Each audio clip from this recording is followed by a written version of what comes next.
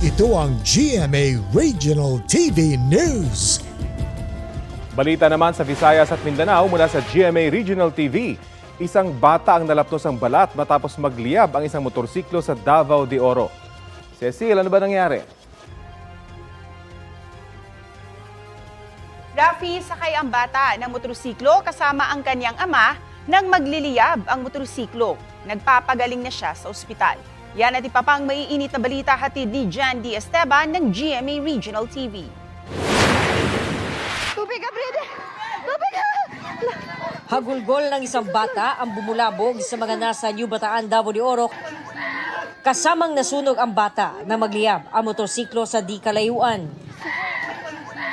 Tulong-tulong ang mga residente sa pagsaboy ng tubig para masagip ang bata. Ayon sa New Bataan MDRRMO, bago ang insidente, nakasakay sa motorsiklo ang bata kasama ang kanyang ama at isang kapatid.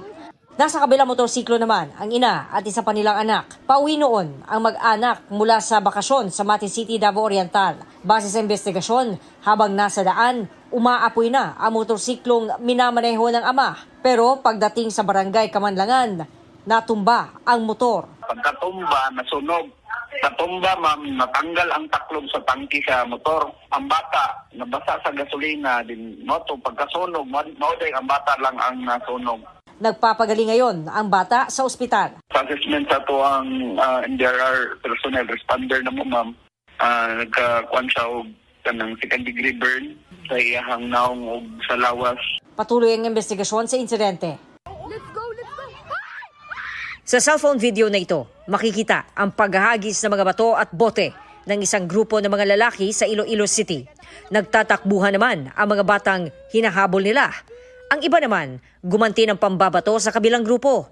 Ang kaguluhang ito, sinasabing nangyari noong January 1 ng madaling araw.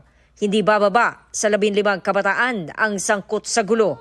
2 sa mga pasimuno umano ng Rambol ang natukoy na ng pulisya, kabilang ang isang minor de edad. Sa to si mami naigo nga taxi.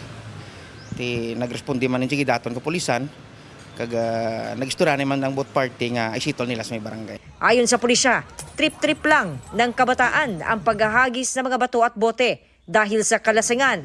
Hindi rin daw doon nakatira ang karamihan sa mga kabataang sangkot. Patuloy ang investigasyon. Jandy Esteban ng GMA Regional TV. Nagbabalita para sa GMA Integrated News.